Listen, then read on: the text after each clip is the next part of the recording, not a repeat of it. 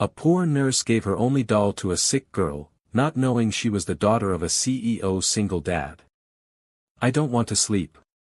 What if I don't wake up? Emily's heart clenched as the tiny voice trembled beneath the blankets. The hospital room was dimly lit, the only sound the rhythmic beep of monitors and the soft December wind brushing against the windows. It was just past midnight, and the pediatric wing had settled into an uneasy quiet, except for room 412. Inside, a 6-year-old girl, pale, wide-eyed, and gripping the edge of the sheets like a lifeline, lay curled on her side, trying to hide her fear beneath a brave face. She was scheduled for open-heart surgery at dawn. Emily, 24, pulled the chair closer to the bed. Her blonde hair, tied back in a loose ponytail, was beginning to fray from hours of moving between patients. She reached out slowly, gently brushing a strand of hair away from the girl's tear-soaked cheek. "Sweetheart," she said softly, "you are so brave. I promise the doctors will take good care of you." The girl shook her head. What if I don't wake up and mommy's not here? What if my heart just stops?" Emily swallowed hard, her throat tightening at the familiar sting of helplessness. She had said those words once, too long ago, alone in a hospital bed, only 5 years old, when her mother's voice had been the last comfort she remembered before surgery. And then her mother never came back. She looked down at her bag on the floor, then slowly reached inside. Her fingers hesitated, brushing over worn fabric, soft from years of holding. Then she lifted it out. It was a doll, small, hand-stitched, with a faded pink dress and a single button eye. One ear had been resewn so many times it sat crooked. Emily's fingers trembled slightly as she brought it into view. "I had a doll like this when I was your age," she said gently. "Actually, this one." The girl turned her head, curious despite her fear. Emily sat beside her, laying the doll carefully into the child's hands. "My mom gave her to me the night before I had surgery. She told me as long as I held her, I wouldn't be alone. And I wasn't." "Not really." The little girl stared at the doll. "Is she magic?" Emily smiled, though her voice cracked. "Maybe not the kind of magic with wands. But she's been with me through everything. She's good at being brave when I'm not." A pause. The child's hands closed slowly around the soft fabric. "Can she stay with me tonight?" she whispered. Emily nodded. "She's yours now. Just until you're strong enough to give her back." The girl clutched the doll to her chest, and for the first time that night, her breathing steadied. Her eyes fluttered shut, lashes damp against pale cheeks, and within minutes, sleep took her gently, like a wave receding from shore. Emily sat back, letting out a breath she hadn't realized she was holding.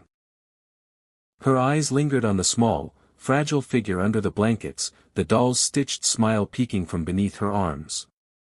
She didn't notice the figure standing just beyond the glass wall of the room. Nicholas Crane stood frozen, his hand resting on the metal doorframe, watching through the narrow pane of glass.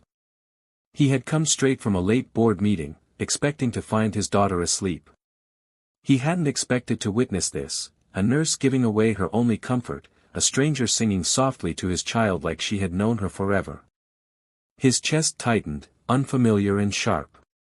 Nicholas was not a man known for sentiment. At 34, he had built an empire in tech, ran meetings like clockwork, and had long stopped expecting the world to surprise him. After losing his wife 3 years ago, his life had narrowed to two things: work and keeping his daughter alive. There was no space for tenderness, no room for small, aching moments like this. Yet here he was, unmoving, breath shallow, watching as the nurse with tired eyes placed a blanket higher over his daughter's shoulders and gently kissed her forehead like a promise. He blinked and turned away. The hallway light flickered slightly. His phone buzzed in his pocket, another contract, another acquisition. But for once, he ignored it. In room 412, Emily sat alone beside the sleeping girl, her fingers absent-mindedly tugging at the hem of her scrubs. The space beside her chest where the doll used to be felt empty, but her heart oddly did not. She looked up at the ceiling and whispered almost to herself, I hope she keeps her safe. Far down the corridor, Nicholas paused at the elevator. He didn't know her name yet. But tonight, something in him had shifted because kindness that asks for nothing, especially from someone who has nothing left to give, is not easily forgotten. And he would remember that doll, that look, that girl, even if she never knew he was there. The morning after the surgery, the air in room 412 was quieter, more fragile. The storm of fear had passed, but in its place was the soft hum of uncertainty, the kind that lives in recovery wings, where strength is measured breath by breath. Emily stood at the foot of the bed, her chart in hand, eyes focused on the little girl who now slept more than she spoke. Tubes trailed gently from her arms, her cheeks still pale, but her chest rose and fell with a steady rhythm. That alone was progress. By mid-morning, the child stirred.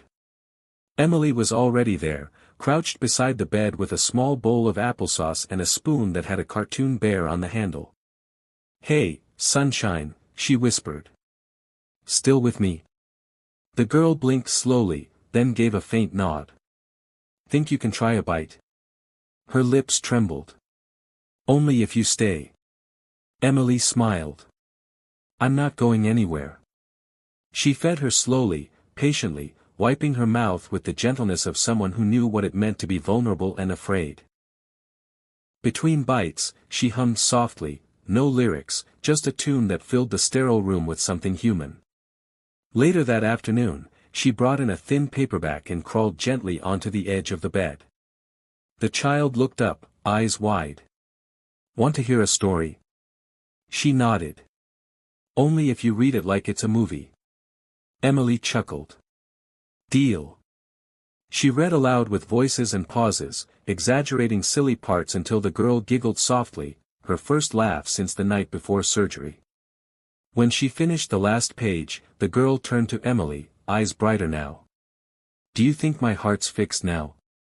Emily placed a hand over hers. I think your heart's braver than ever. Every hour, she checked her vitals, adjusted the 4, brushed the girl's hair back from her forehead. When the child cried from pain, Emily didn't flinch. She simply sat beside her, held her hand, and said, It's okay to cry. It just means you're still fighting. Outside the room, Nicholas came and went in silence. He spoke little to the staff, observed from behind glass. On the second evening, he stood outside longer than usual, watching Emily tuck the child in with practiced care. Her movements weren't clinical, they were maternal, protective. She placed the faded doll carefully under the girl's arm again, smoothing its little dress with her thumb. The girl whispered something inaudible, and Emily leaned down to listen, nodding, brushing her cheek before standing. Nicholas's hands clenched in his coat pockets. He had hired nurses before, nannies, therapists, professionals paid well to care for his daughter while he worked, traveled, built an empire in his wife's absence. But none of them had ever been like her. They had never knelt at his daughter's bedside just to make her laugh. They had never stayed past their shift to hold a child's fear. And yet here was this young nurse, her shoes worn, her eyes shadowed with exhaustion, giving more of herself than anyone he had ever paid. That night in the break room, Emily sat alone with a paper cup of tea and a half-eaten sandwich wrapped in foil. Her shift was far from over. She unfolded the sandwich, looked at it, then rewrapped it again. She pulled her backpack closer and dug through it, retrieving a small lunchbox where she had tucked the rest of the staff's leftovers from the children's ward kitchen, scraps of rice, a few steamed vegetables. Nicholas saw it from the hallway. He didn't know what moved him more, the way she worked tirelessly without recognition, or the way his daughter now called her Miss M, a nickname she'd made up because Emily was too long to say when sleepy. That same nickname had shown up in his daughter's drawings the next day, a stick figure with yellow hair and a pink triangle dress, holding hands with a little girl and a doll. He stared at it longer than he expected to. The days blurred. Emily stayed by the child's side each day and night, as if tethered to her healing. Nicholas kept watching. Emily never looked for an audience, never knew he was there, but he knew. He saw it all. And though his world was built on data, contracts, and measurable returns, for the first time in years, Nicholas Crane found himself trusting something unspoken, something as fragile as a thread, a connection formed not through blood, but through care. And it began with a doll, a whisper, and a woman who stayed. Nicholas lingered longer in the hospital. It started with brief questions, polite, measured, a simple, "How is she doing today?" asked in the hallway or beside the nurse's station. But Emily, always attentive, always composed, responded with clarity and softness. "She ate a little more this morning," she said one day as they passed each other outside room 402. "And she asked if I'd braid her hair later." "That's a good sign." Nicholas nodded, hands tucked into the pockets of his coat. "Thank you," he said. He meant it. Later that week, while the child was napping, he approached the break room and found Emily wiping down a table, the sleeves of her pale blue scrubs pushed up, her hair pulled into a messy bun, and a faint coffee stain marking the front of her name tag. He hesitated at the door. "Emily?" She looked up. A brief surprise crossed her face, then a smile. "Mr. Crane," she greeted. He stepped inside, the quiet between them holding something unfamiliar, neither awkward nor formal, just real. "I just wanted to say thank you," he said. "For everything you've done for my daughter. I've watched you with her. You've been remarkable." Emily smiled, but modestly. "She's a strong little girl, brave. I'm just glad I can be here for her." Nicholas studied her face for a moment. There was something in her eyes, warmth, yes, but also something heavier, something earned. "Can I ask you something?" he said. She nodded. "That doll, the one you gave her, it looked old. Was it yours?" Emily paused, then lowered herself slowly into a chair, inviting him with a gesture to do the same. "It was," she said, fingers lightly tracing a fold in the tablecloth. "My mom gave it to me when I was 5, the night before she died." Nicholas sat down across from her, silent. "I was scared, alone in a hospital bed," she continued, voice softer now. "She had cancer. She told me the doll would protect me when she couldn't. After she passed, I kept it with me through every foster home, every hard night. It was the only thing I had left of her." Nicholas listened, hands resting quietly in his lap. Emily looked up at him. "But when your daughter was afraid, I knew that doll had done what it needed to for me, and maybe it could do the same for her." For a moment, Nicholas couldn't find the words. Then he said quietly, "She's being comforted the right way." Emily blinked, caught off guard. "Thank you." Their conversation might have ended there, but just then, the small shuffle of slippered feet interrupted them. The little girl stood at the doorway, still groggy from sleep, dragging a soft blanket behind her. Her eyes scanned the room until they landed on Emily. "Miss M," she said with a sleepy smile. Emily stood instantly. "Hey, sunshine, what's wrong?" The girl walked over, arms wide, and wrapped herself around Emily's waist in a tight hug. "I had a dream that you weren't here," she whispered. "But you are." Emily leaned down, hugging her back, her expression tender. Nicholas watched it unfold, not as a father, not as a CEO, but as a man witnessing something sacred. The child pulled back, looking up at her father, then back at Emily. "She is my best friend," she said proudly. "Forever." Emily smiled, blinking rapidly. "That's the best title I've ever had." Nicholas felt a weight in his chest, something he hadn't let himself feel in a long time. This wasn't just care. This was love in its quietest, purest form. And for the first time in years, he understood how deeply it could matter. The pediatric ward was quiet that morning, a rare kind of quiet that came only after a long night of fevers, restless dreams, and hallway lights dimmed just enough to soften the sterile white of the walls. Emily walked into the nurse's break room, yawning behind the back of her hand. Her shift was just starting, and she had arrived early, as always. She headed for her locker, moving through the dim space with habitual ease until something on the table caught her eye. She stopped. There, placed gently in the center of the table like it had been waiting for her, was a small bundle wrapped in soft, cream-colored tissue paper tied with a simple red ribbon. Beside it lay a note. She glanced around. The room was empty. With hesitant fingers, she untied the ribbon and pulled back the paper. Inside was a doll, small, hand-stitched, and unmistakably crafted with care. Her dress was pale pink, her button eyes gleamed gently, and her yarn hair had been braided neatly to one side. Emily's breath caught. It was not an exact replica, but it was so close, the shape, the proportions, even the slightly crooked smile. Someone had tried to mirror every detail of the old one. But this doll was new, clean, unworn by time, as if her past had been lovingly rewritten. She reached for the note. It was written in careful script, masculine and precise. "Thank you for bringing my daughter joy and for reminding me what it looks like when someone gives from the heart.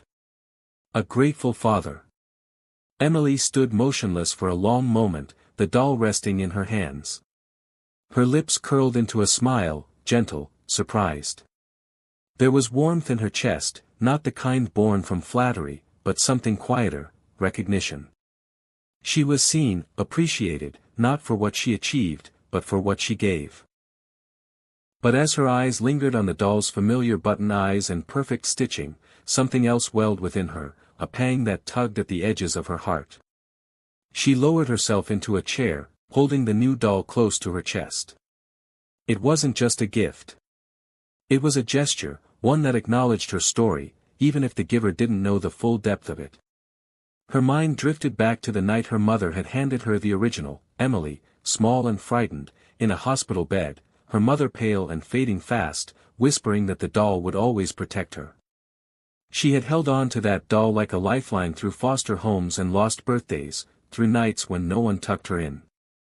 That doll had absorbed her tears, her hopes, her childhood. And now she was gone, in someone else's arms, where she belonged, perhaps. But Emily's hands still felt the absence. She pressed the new doll gently against her heart.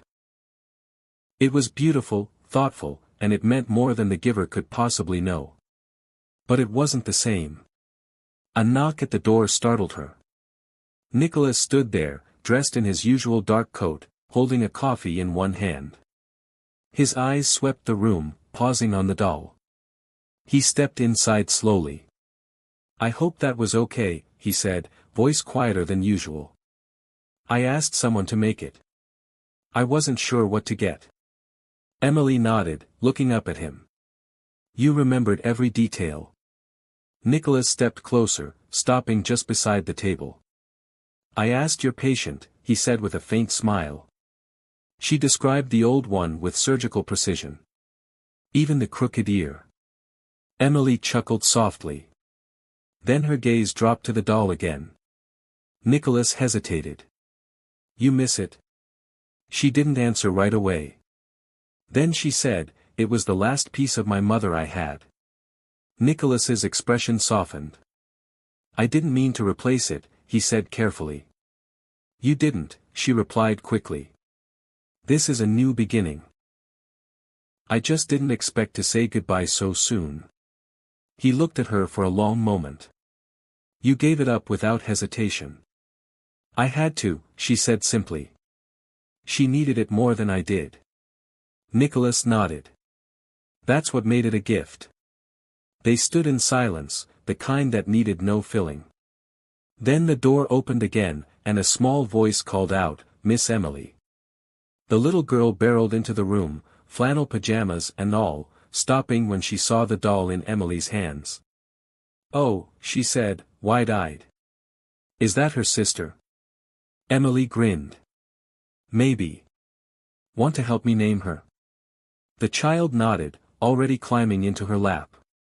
Nicholas watched as the two heads, one golden, one dark, bent together over the new doll. And in that quiet, shared moment, he realized something.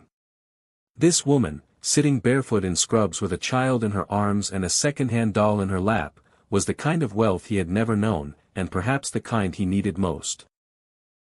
The spring sunlight streamed gently through the windows of room 412, casting soft lines across the floor, where a week earlier the only light had come from machines and monitors. Now the beeping was gone, the 4 removed, and the little girl sat upright in bed, her cheeks full of color, her eyes lively again. She had asked for pancakes that morning and eaten every bite. Emily stood beside her, adjusting the zipper on her small pink jacket.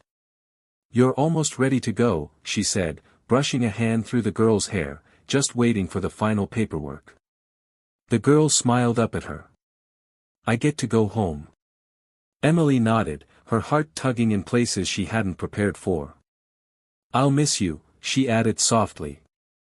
The girl didn't respond right away. Instead, she looked down at the small suitcase sitting on the chair beside the bed. Then, quietly, she opened it. Tucked gently inside, between her pajamas and a picture book, was the faded, hand-stitched doll, the original. The girl picked it up, cradled it for a moment, then climbed down from the bed with purposeful steps. She walked over to Emily and looked up, holding the doll between them. "I want you to have her back," she said. Emily blinked. "Are you sure?" The child nodded. "I'm not sick anymore, and I'm not scared now. She helped me when I needed her, but I think she was yours first, and she missed you." Emily dropped to her knees, hands trembling as she accepted the doll. "Thank you," she whispered. "Thank you for taking such good care of her." The little girl leaned forward, wrapping her arms around Emily's neck. "You're my real nurse, Mommy," she said softly, "and my best friend." Emily held her tightly, eyes stinging with tears. Behind them, unnoticed at first, Nicholas stood in the doorway. He didn't interrupt. He didn't move. He simply watched the way his daughter let go of something that had comforted her through pain and fear, not out of obligation, but because she knew it would bring someone else joy. He watched the way Emily received it. Not like a returned possession, but like a reunion, a piece of her past brought back, not with sorrow, but with love. He felt a lump rise in his throat. He had spent years believing that love had to be earned, that safety came through contracts and security systems, that healing was clinical. But this, what he witnessed in that room, was something else entirely. It was a giving that cost something, and it was more powerful than anything money had ever bought him. Emily stood slowly, brushing a tear from her cheek. She turned to find Nicholas watching her. For a long moment, they said nothing. Then Nicholas stepped forward, his voice low. "That doll," he said, nodding toward her hands, "she's been through a lot." Emily looked down. "She's held me through the worst parts of my life," she said. "I didn't think I'd ever see her again." "And now?" he asked. Emily looked at him, her voice quiet but sure. "Now she's more than a memory. She's part of a story that's still going." Nicholas nodded, his expression unreadable, but his eyes full of something unspoken, softness, admiration, perhaps even longing. He looked at his daughter, who now twirled near the window, pretending the sunbeams were ribbons. Then he looked back at Emily. "You gave her something I never could," he said, "and I won't forget it." Emily smiled. "She gave me something, too." And in the stillness that followed, something shifted, not grand, not loud, but certain. A returned doll, a full heart, and the beginning of something neither of them could yet name. It was nearly sunset when Emily stood in front of the Crane residence, a quiet home tucked away in a tree-lined neighborhood just outside the city. The house was modern but warm, not the glass fortress she imagined a CEO would live in, but a place that looked lived in, like someone had stopped running and decided to stay.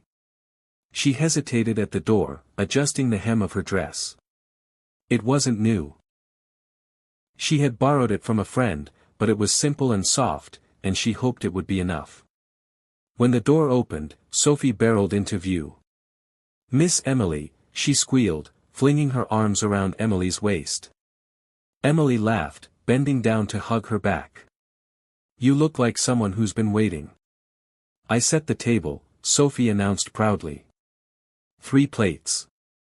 "Mommy says that's called manifesting." Nicholas appeared behind her, dressed casually in a navy sweater and rolled sleeves. He looked lighter somehow, less like the man who loomed behind glass walls, and more like someone learning how to let go. "Come in," he said with a smile that reached his eyes. The inside of the house was warm, filled with the faint scent of herbs and roasted vegetables. The dining table was set near a window, bathed in golden light, 3 plates, as promised. A single candle flickered at the center, but it was what sat on Emily's chair that made her stop. A small square box wrapped simply with twine and a pressed flower tucked under the knot. Emily looked at Nicholas. He gestured gently. "Go ahead." She sat down and opened it slowly. Inside was a wooden hair clip, delicately carved into the shape of a doll. Its tiny face was etched with care, its arms outstretched as if always ready for a hug. The wood was sanded smooth, warm to the touch. Emily stared at it, lips parting in a silent gasp. "I had one just like this when I was little," she said, her voice hushed. "My mom made it for me before she got sick. It was the only thing I wore on picture days." Nicholas nodded. "I asked a friend of mine to recreate it.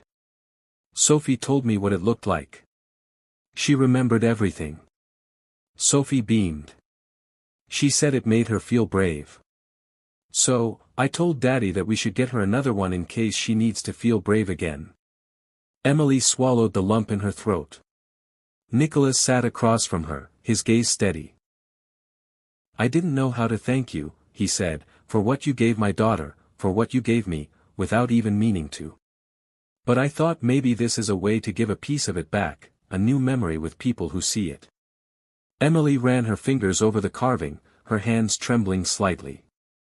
Sophie rested her chin on the table and said matter-of-factly, "Daddy says you should eat dinner with us every night, and I think so, too." Emily looked up. Nicholas didn't flinch. He didn't look away. He simply reached across the table, offering his hand. She placed hers in his, tentatively at first, but then tightened her grip. It wasn't a declaration. There were no grand gestures, no perfect lines, but the message was clear. They shared a meal, just the 3 of them, roasted chicken, buttery rolls, mismatched glasses, laughter that came more easily than any of them expected. At one point, Sophie leaned her head on Emily's arm and whispered, "I hope you stay forever." Emily kissed the top of her head and said, "Me, too." Later, as she helped clear the plates, Nicholas stood beside her at the sink. "I don't want to rush anything," he said. "But I want you to know this house, it feels different now." Emily looked at him, her heart full, her voice steady. "So does mine." And in the quiet clink of dishes, in the smell of lemon soap and candle wax, in the shared glances that didn't need words, they both knew something had begun, not suddenly, not loudly, but like all the best things, softly, naturally. Together. 1 year later, the mornings looked different. The house was small, just 3 bedrooms and a sun-drenched kitchen that always smelled faintly of toast and lemon soap, but inside, it carried the rhythm of laughter, footsteps, and the clinking of coffee mugs that belonged only to people who had learned how to stay. Emily stood at the stove, flipping pancakes, while Sophie sat at the table, swinging her legs and singing softly to herself between spoonfuls of cereal. Nicholas entered from the hallway, hair slightly tousled, carrying 3 folded napkins and that same amused smirk that always showed up when Sophie wore mismatched socks. They weren't perfect mornings, but they were theirs. "Mommy, can I show her now?" Sophie asked suddenly, eyes lighting up. Emily turned from the stove, brow raised. "Show who, sweetheart?" Sophie ran off and returned a moment later, clutching something carefully between both hands. It was the old doll, worn and faded, but clean and mended where time had frayed it. She carried it to Emily's bookshelf, the one in her and Nicholas's shared bedroom, and placed it gently between two framed photos, one of the three of them on the beach, and the other of Emily in her nurse's uniform on the day she'd been promoted to head nurse. "She lives here now," Sophie said proudly. "This is her house, too. I gave her the best spot, right where the sun hits in the morning." Emily walked over, kneeling beside her. "Thank you," she whispered. "I think she likes it here." Sophie beamed. She said it feels like home. Emily glanced at Nicholas, who stood quietly in the doorway, watching the moment with an expression that could only be described as full. Later that week, Emily came home from the hospital to find the house filled with the smell of cinnamon and something sweet baking. A banner, hand-painted and slightly crooked, hung over the living room window, "Happy Birthday, Emily." There were no balloons, no crowd, no noise, just a table set for three, a carrot cake on the counter, and Nicholas nervously straightening the collar of his shirt. They ate dinner, Emily's favorite pasta, cooked by Nicholas with more confidence than precision. Sophie insisted on lighting the candles twice because she wanted to sing both the regular and silly versions of "Happy Birthday." Then, as the last slice of cake disappeared and Sophie ran off to change into her pajamas, Nicholas reached under the table and pulled out a small box. It was velvet, deep blue, and fitted perfectly in the palm of his hand. Emily froze. He stood and walked slowly to her side, then knelt, not with spectacle, not with flair, but with quiet reverence. "I don't have the words to match everything you've given me," he said, voice steady but low. "But I've been thinking about that doll, about how you let her go without knowing if she'd ever come back. You gave her to my daughter because she needed comfort. And somehow, you gave her more than comfort. You gave her safety, family, love." Emily's eyes shimmered. Nicholas continued, opening the box. Inside was a ring, simple, elegant, a single stone carved in the shape of a doll, subtle but unmistakable, with delicate hands and a rounded head, arms open like an embrace, set in a thin gold band. "I know I can't return your past to you," he said. "But if you let me, I'd like to build a future where every dinner has 3 chairs, where the lights are always on for you, where no one is ever left behind." Emily covered her mouth with her hands, heart thudding, tears blurring the ring's delicate sparkle. Behind them, Sophie peeked around the corner, eyes wide, bouncing on her toes. "Mommy, say yes. Say yes now." Emily laughed, a sound caught between joy and disbelief. She looked at Nicholas. "Yes," she whispered. "Yes." Nicholas stood, slipping the ring onto her finger as Sophie rushed in, hugging both their legs. They stood there, wrapped in each other under the glow of string lights and the scent of cinnamon, as the night deepened gently around them. Later, as Emily sat on the couch with Sophie curled against her and Nicholas's arm draped behind them both, she looked at the doll on the shelf. Once, it had been all she had. Now, it was just one part of something much greater. A home, not born from blood or promises or obligation, but from kindness, from a doll given without expectation, from a little girl's trust, from the man who had been watching through glass and one day decided to step inside. And in the soft hum of the night, in the flickering shadows of the room they built together, Emily finally understood what her mother had meant when she said that love, real love, makes you braver. She held Nicholas's hand and knew she had come home. Sometimes, love doesn't arrive with grand gestures or perfect timing. Sometimes, it begins with a broken doll and a nurse who gave away the only thing she had left just to calm a frightened little girl. And in doing so, she opened the door to a new family, a new beginning, and a love she never thought she deserved.